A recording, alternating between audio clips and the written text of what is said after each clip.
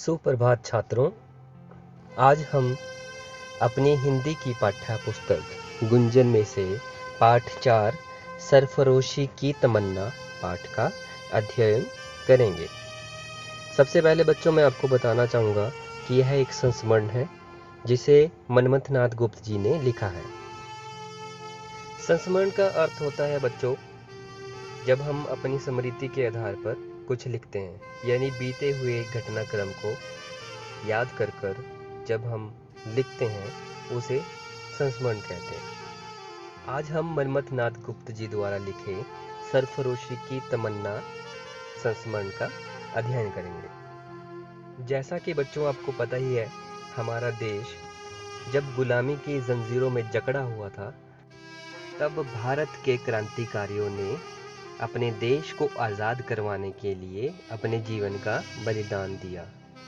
मनमथ नाथ गुप्त जी उस समय के घटनाक्रम को याद करते हुए लिखते हैं कि कंकोरी कांड में जब कुछ क्रांतिकारियों को पकड़ा गया था और उनमें से कुछ क्रांतिकारियों को फांसी की सज़ा सुनाई गई थी, तो उस दिन क्रांतिकारियों के बीच में क्या माहौल था, उस माहौल का वर्णन करते हुए मनमथ नाथ जी बताते हैं, यह दिन यूं तो दूसरे दिनों जैसा ही था, पर भारतीय क्रांतिकारियों के इतिहास में एक विशेष दिन था। उस दिन सब सुबह सुबह उठ गए।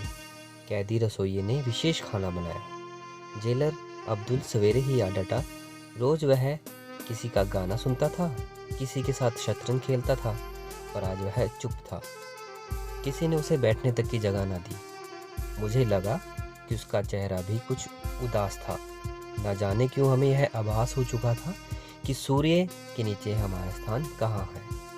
आज वह जेलर था और हम कैदी। प्रतिदिन की तरह सब खाने बैठे तो बिस्मिल को ख्याल आया कि आज आनुष्ठानिक तरीके से भोजन करना चाहिए। जेलर के घर से एक बड़ा सा थाल मंगवाया गया। सब उसके चारों ओर बैठ गए। कुछ को जगह भी नहीं मिली। हर हाल में सबने उसी थाल से 2-2 टुकड़े खाए। प्राचीन काल से ही इस प्रकार के आनुष्ठानिक रूप से भोजन करने का बहुत महत्व रहा है। हम सबने अच्छे कपड़े पहने। हल्दी घाटी के योद्धा भी इसी प्रकार अपनी अच्छी पोशाकें पहनकर गए थे। रोशन सिंह ने अपनी इत्र की शीशी से सबको थोड़ा थोड़ा इत्र लगाया। अब बेड़ियाँ डलवाने की बारी आई। जेलर को हिदायत थी कि हमारी बेड़ियों की कीलों की जांच कर ली जाए। मेरी बारी आई तो मैंने अब्दुल से पूछा कि वह इतना भावुक क्यों हो रहा है। बड़ी मुश्किल से पता चला कि किसी बड़े अधिकारी के कहने पर फांसी के कैदियों वाली 3 कोठरियां साफ की जा रही हैं। मुझे लगा कोई भी जज अपने फैसले से पहले जेल वालों को खबर क्यों देगा। बंदूक और पुलिस के बीच हम लोरी में बैठे। हमने रोज की तरह क्रांतिकारी गीत गाने शुरू कर दिए। रास्ते में हमने एक ऐसी गाड़ी देखी जिसमें सामान लदा हुआ था। हर सामान पर एक कागज चिपका था और उस पर हमारे जज का नाम लिखा था। स्पष्ट था कि हमारा फैसला सुनकर वे भारत से बाहर छुट्टियां मनाने जाएंगे। अदालत के बाहर भारी भीड़ जमा थी। सब सरफरोशी की तमन्ना अब हमारे दिल में है गाना जोश से गा रहे थे। चारों तरफ यह आवाज़ गूंज रही थी। जज के आते ही चारों ओर सन्नाटा छा गया। जज ने कहा, षड्यंत्र प्रमाणित हो गया है।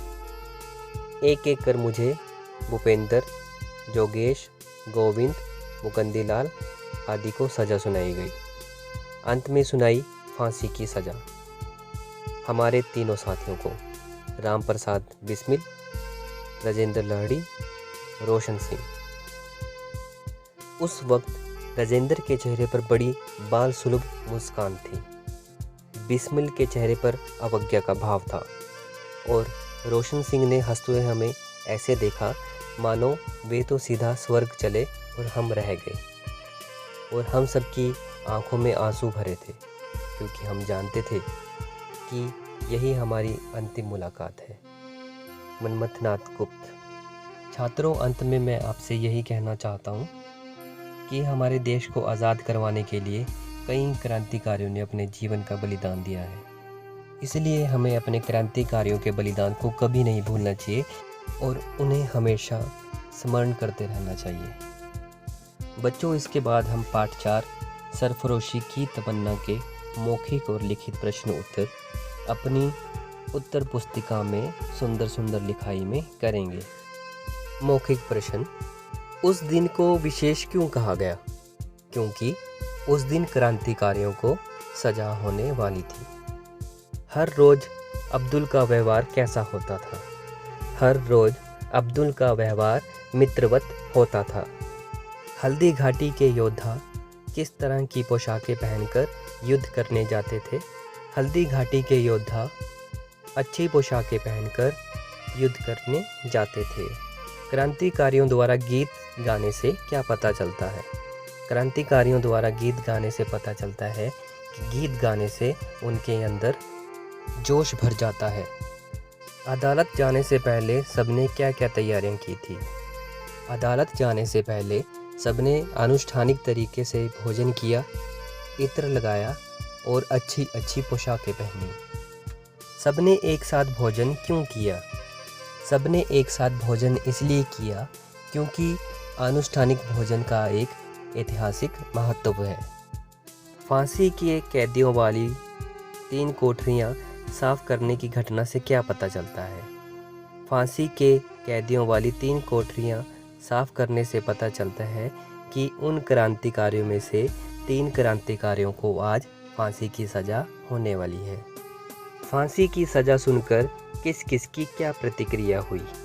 फांसी की सज़ा सुनकर राजेंद्र के चेहरे पर बाल सुलभ मुस्कान थी, बिस्मिल के चेहरे पर अवज्ञा का भाव था और रोशन सिंह ने हंसते हुए हमें ऐसा देखा मानो वे तो सीधा स्वर्ग चले गए। प्रश्न उत्तर करने के पश्चात बच्चों, आपने भाषा ज्ञान सरफरोशी की तमन्ना पाठ की जो बैक एक्सरसाइज है उसको ध्यानपूर्वक सुंदर सुंदर लिखाई में अपनी पुस्तक में करेंगे।